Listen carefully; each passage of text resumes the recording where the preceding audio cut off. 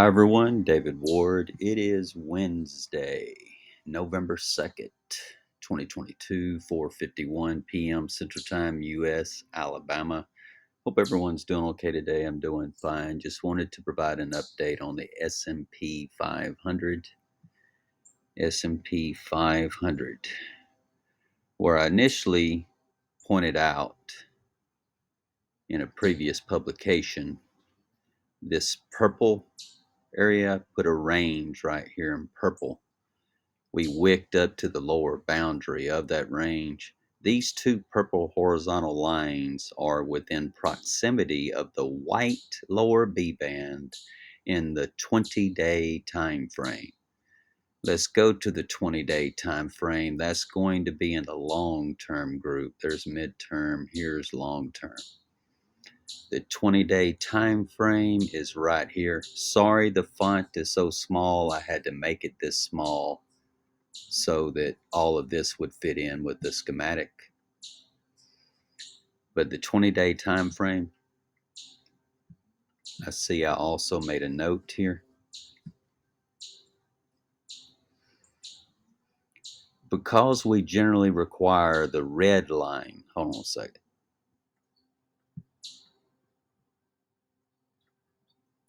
The red line is currently well below white level 30. Why is this significant? Why?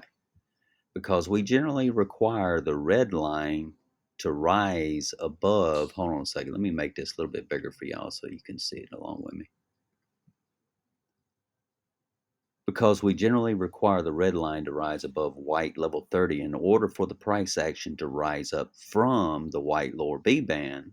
This means the white lower B band will normally act as resistance until the red line is in a position to which it can rise up above the white level 30. When that red line's in a position where it can do that in this 20-day time frame, we still have 13 days remaining in the current 20-day candle. K line, yellow K line, is below the D line of the stochastic RSI. The Phoenix ARI is not even showing it's wanting to come up yet. Was it acting like it's wanting to come up earlier? No. This red line still has a lot of work to do to get up above white level 30, which is synonymous with white lower B band.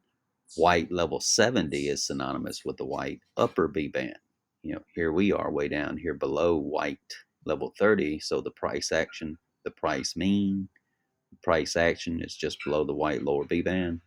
Note the red's down here at a white aqua, is dashes, white and aqua mixed, because it could be at the white or the aqua, somewhere in that range, with the red down here at the white aqua. But I think you can see now why I said that white lower B band is acting as resistance, because we're going to have a hard time going up from that white lower B band due to the current position of the red line, the current level of the red line. What price is the white lower B band at currently? 3,951 at this point in time. 3,951. When I say price, what's the index at? But you know what I mean. 3,951. Going back to our schematic, we came up to 3,909. We actually went higher than that. Let me see what we went up to. We went up to a high of 39,1179. We wicked up to just below that white lower B band in the 20-day time frame that's acting as resistance right now. And I just explained why it's acting as resistance right now. Let's see, what else do I want to point out here? Let's go to the near-term group. Why am I going to the near-term group? Because if you're swing trading or high time frame scalping, and there is a difference between high time frame scalping using the short-term group of time frames and low time frame scalping using the immediate group of time frames. There is a difference. So when I say high time frame scalping, It doesn't necessarily mean you're making a trade every few minutes. No. That's why I said high time frame scalping, not low time frame scalping. But if you're high time frame scalping or swing trading, we're using the near term group. High time frame scalping, we're using the short term group. I'm in the near term group because I still use the 12-hour, 24-hour, and 2-day time frames when the term for a high time frame scalping, in order to try to ensure that when high time frame scalping, we scalp with the trend, not against the trend. All right, up to the 2-day time frame. What was the highest time frame in which our yellow K line of the stochastic RSI, where it was above level 80? If we looked at this entire near-term group, the 2-day time frame is the highest time frame in which the yellow K line went above level 80. See, the 3-day did not make it above it, not the yellow K line. Same thing in the weekly, 6-day, 5-day, 4-day. None of them made it up here to level 80. None of them. The highest one is the 2-day. Now let's half the 2-day. That's 1 day or 24 hours. Now let's half 24 hours, which means we use 12 hours in the bottom left-hand corner. We will use 12-hour, cut that in half, 6-hour, cut that in half, 3-hour, cut that in half, 90-minute, 12-hour, 6-hour, 3-hour, 90-minute. Let's add one more, 45-minute, 5 time frames. The 12-hour, we need that green going down. It needs to be falling. And when it is falling, it needs to be less than level 80. Check. That's the only requirement for the 12-hour. Now let's go to the 6-hour, because we cut the 12-hour in half. Let me turn off the crosshair sync. But in the 6-hour, let's go and change that to the 12-hour. Why? Here, let's go and go full screen with it.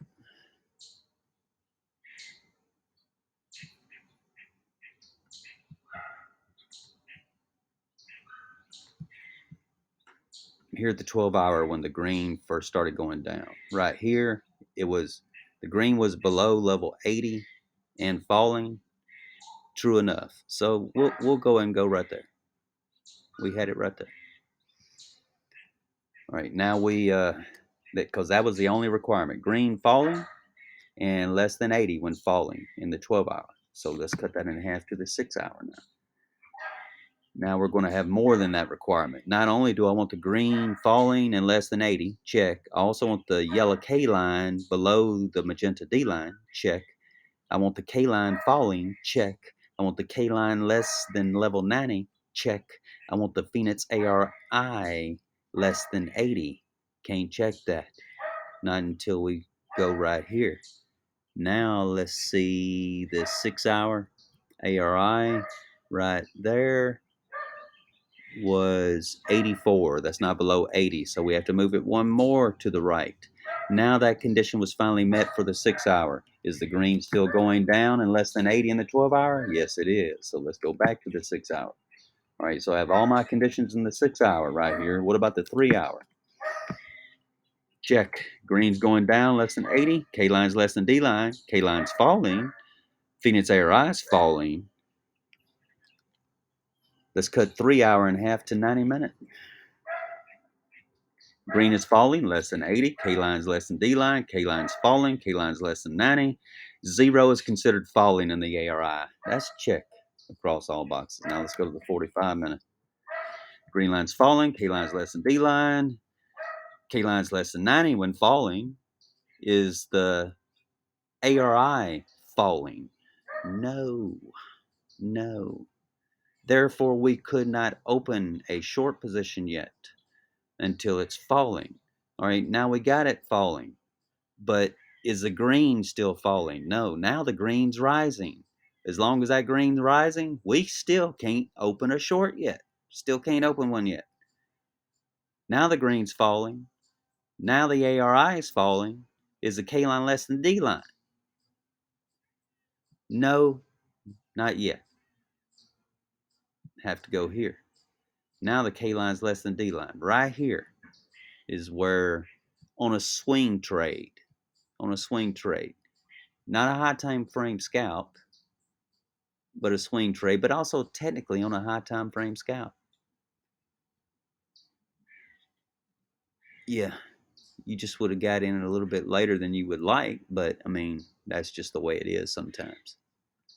Sometimes it's a move all of a sudden where whenever they take it up with a bull trap and then immediately take it down, those can wreak havoc with the indicators, but that does not happen very often. Usually, it's just kind of a more, let's just say, common move down. It's not as manipulated, so to speak. How much time do I have left? All right, 9 minutes. All right, but here we finally have the condition across the 45-minute, 90-minute, greens falling, K line's less than D line. Let's see. Oops, I did not mean to do that.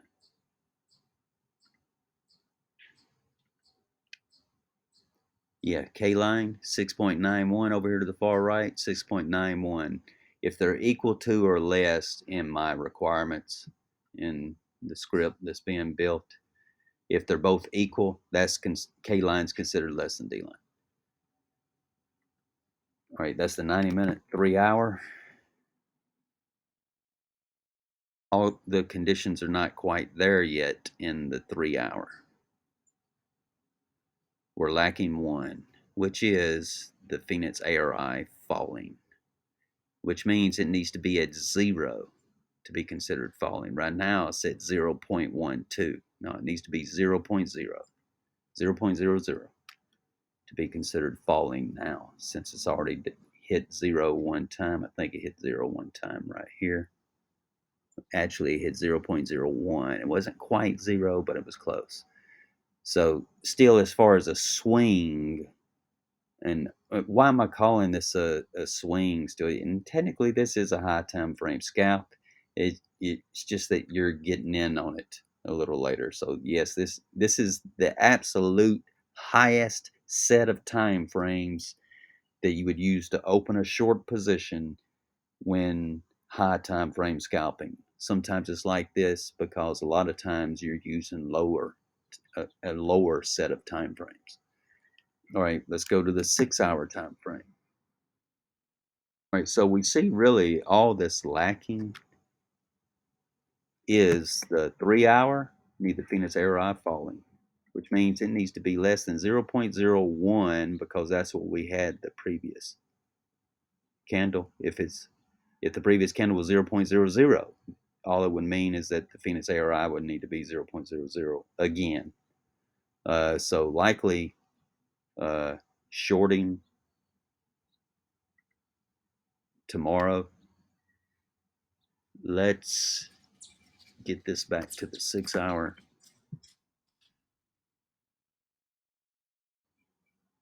Because when a short is open, which time frame is the highest time frame in which the yellow K line is below level 80? Right now it's the 6 hour. Going up to the 2 day. I'm just focusing on high time frame scalping. We see the K line's way too high in the 12 hour, 24 hour, and 2 day. Way too high at the moment. As far as my K line trigger for when I close a short position. We're about to open one probably tomorrow. And when it's open tomorrow, once it's open, you'll be wondering what time frame will I use to close this short position that I open. Well, at present, the 6 hour is the highest time frame, but let me make sure. Let's look at the 7 hour. Yeah, change that back to 8 hour. The 6 hour is the highest time frame in which the K line is below level 20. Let's cut 6 hours in half to 3 hours. Let's cut 3 hours in half to 90 minutes. So if a short is happening to be open here pretty soon, tomorrow, you'll be using the 90-minute time frame to close that short position.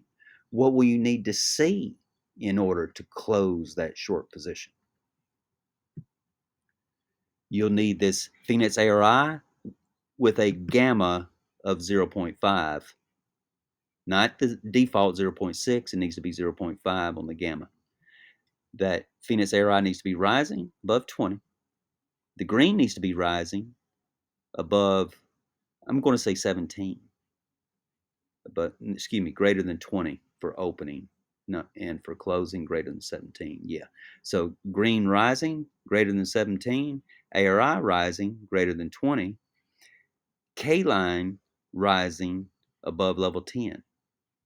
Those three in order to close that short. For now, let's say if immediately when the market opens, all the conditions are met, we were lacking the 3 hour, you can rewind the video. I think we may have also been lacking the 90-minute, had to do with the ARI rising instead of falling. All right, but once it's opened, you would not just say, all right, 90 minutes it. I see the conditions meet, I'm closing. Well, what if the K line in the 8 hour ends up coming down here eventually below level 80? Excuse me, below level 20. If it manages to do that before the 90-minute conditions are there to close the short. If none of those conditions are met to close the short, one 8 hour candle after another until that 8 hour gets down here below level 20. Once the 8 hour gets below level 20, cut that in half. That's 4 hours. Cut that in half, 2 hours. At that point, you'd be using the 2 hour time frame to close the position. Then what if the 10 hour K line goes below level 20? You cut that in half, 5 hours. Cut that in half, 2.5 hours, which would be 120 minutes plus 30 minutes. That's 150 minutes. The 150-minute time frame, you'd be using that to close your short position. So on and so forth. It would be transitioning to one set of time frames higher after the other. That's given an example of the scripts working on currently. But right now, it currently does look like we could have seen a last point of supply event, and we could be going down. Now, how will we know if this is a last point of supply event right here, or if this is an up thrust followed by a higher low followed by an up thrust last point of supply event? Because you can have multiple up thrust last point of supply events in phase D before finally transitioning to phase E. Don't believe me? Look at Bitcoin in 2014. You'll get 3-4 examples there of an up thrust, higher low, up thrust last point of supply, exponential reaction. Up thrust, higher low, up thrust last point of supply, exponential reaction. Up thrust, higher low, up thrust last point. And each up thrust last point of supply ended up being a lower high than the previous up thrust last point of supply event. One right after the other in 2014 before we finally saw a sign of weakness into phase E. Well, I'm not going to rule that out potentially occurring here. So yes, we are coming down right here. Am I going to make a flat statement saying we're going down right now all the way to around 3,000, which is about where I expect our next sign of weakness to go to when we see a sign of weakness in phase E? We have yet to transition to phase E, in my opinion. It looks like we could have begun a transition potentially, but I want to make sure after this potential up thrust move, higher low, up thrust, if this ends up being a higher low instead of a lower low, we would say this was an up thrust, then likely higher low, followed by an up thrust last point of supply event. That's possible. We don't know if this was an up thrust or if this was the last point of supply event that went up right here. If it's the last point of supply event, instead of us going down for a higher low, then following up with an up thrust last point of supply event, instead of going down with a higher low, we'd come down with a lower low to show that we're in sign of weakness, similar to here, where we ended up coming up with the last point of supply to a lower low. So that was a sign of weakness begun here, but it wasn't done yet until right here. How do we know it was done here? Well, we didn't know that until later when we went up with an up thrust, what could be a last point of supply, but it ended up being up thrust because we followed it up with a higher low that then followed up with an up thrust last point of supply event. All right, I'm running out of time, y'all. If you don't mind, take a moment to click like. If you're not following, feel free to do so. Certainly would appreciate your support. Want to wish everyone happy trading, and followers, you know the drill. Let's stay awesome.